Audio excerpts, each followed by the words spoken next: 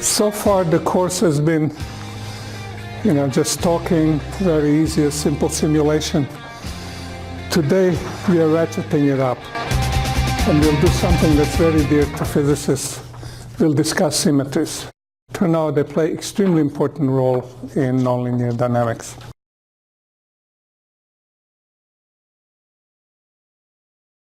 I tend to name chapters in uninformative way using some vernacular expression, but I'm always open to good ideas how to rename the chapters, so just email them to me. And we will do this discussion of symmetry in two stages. The first one is quite intuitive until we start writing formulas where you have to start thinking. The second one, and that's called finite groups or discrete symmetries. They're geometric and you really have good visual perception of them unless they're done in one dimension. So mostly discuss one dimension, the thing that's not so intuitive to humans for some reason. It's easier than two, but. And then 2 chapters hence, we'll go one level up and we'll do continuous symmetries. And that means rotation, translations, etc. And that's something you know very well, but it turns out what you know mostly are linear representations of symmetries.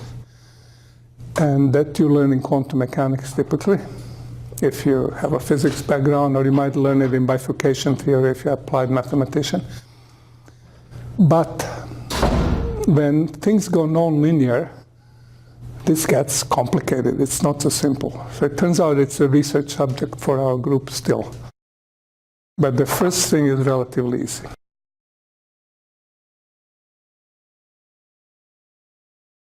When you're learning and also when you're teaching, it's extremely important to find a sweet spot where you find one example which is not too trivial. If examples are trivial, you miss deep things about them because you can't distinguish what's important or not. But it's too difficult. So what we will do is we will use, through much of the book, a 3-disc pinball as an example. So I'll draw it again. There are 3 discs in a plane. We'll give them names or labels which are arbitrary because they're identical. They're at tips of equilateral triangle. The discrete symmetry is precisely the statement that as they're identical, I can relabel them. So one way to say it, that they have a symmetry group. There is a symmetry group, which in this special case has at least 3 names. If you think of them as permutation, then it's a group of 6 elements we label. But as dynamical systems are embedded in configuration space, we will actually find more useful to think in an old-fashioned 19th century spectroscopy way, where they thought about crystals and lattices. And in that case, the same group has a different name. It's called dihedral group 3.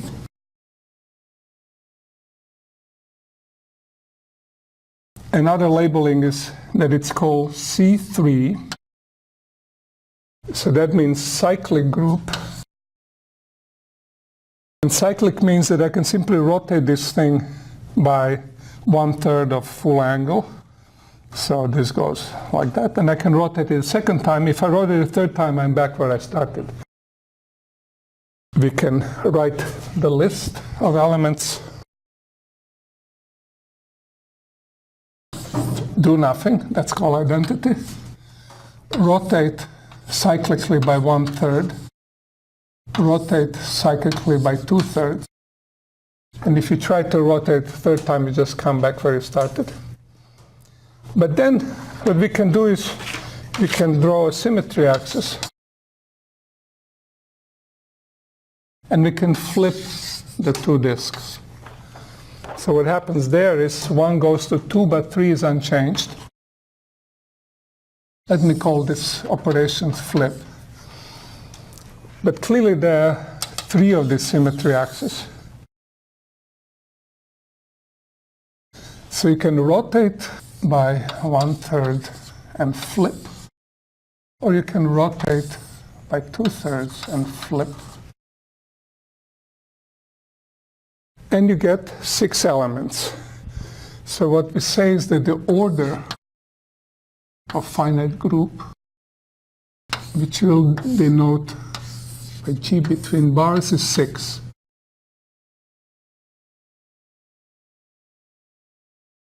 The group is just a set of abstract operations. How do you realize them in particular problem depends on the problem.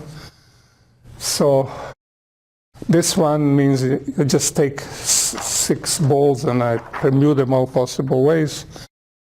This one is a name for the third one, and the third one is really geometrical. And this turns out to be enough to explain almost everything we want to know about finite groups. Because this group is non-abelian, the order in which you do flips and things is different. That's the essential thing about groups. You have to understand that the order in which operations are done is non-abelian. So let's make it this a little bit more abstract. So definition. Group G is a set of elements, abstract operations, or if you have a concrete situation, then that's called a realization. The group doesn't care how you realize it. And it can be finite, so the number of elements is smaller than infinity, or infinite. So then the notion of order is not very useful. And examples, finite is 3 disks. Example, infinite would be a lattice.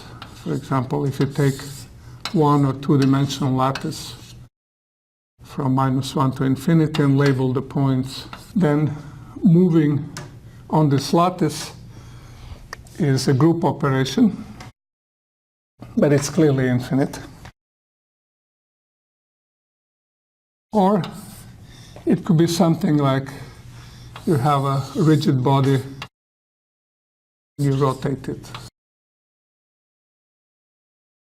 And there's a continuous number, so this obviously has infinitely many elements in this list. Then group has a group multiplication, which says that I can take 2 operations in a group I, and we'll have a convention that we apply them from the left. First I, and then the next one. And that's a group transformation. Now, the reason why this is called multiplication will be clear later. You might think it should be called addition, because what do you know, it's an abstract operation. But when you see the continuous group, you'll see that this is really a multiplication. Here it's not so obvious. And there are different notations. You can put a little circle here. Different people have different usages. We'll just write it this way, and we'll just have to remember that these easiest thing to think about is that these are actually matrices, multiplying matrices, because you have to remember that you can't just exchange the order. The order is important. What defines the group is closure, which says that this product is in the group. And we already noticed that here, if you apply this twice, that's still in group. If you apply it 3 times, it's still in group. So the thing is obviously closed.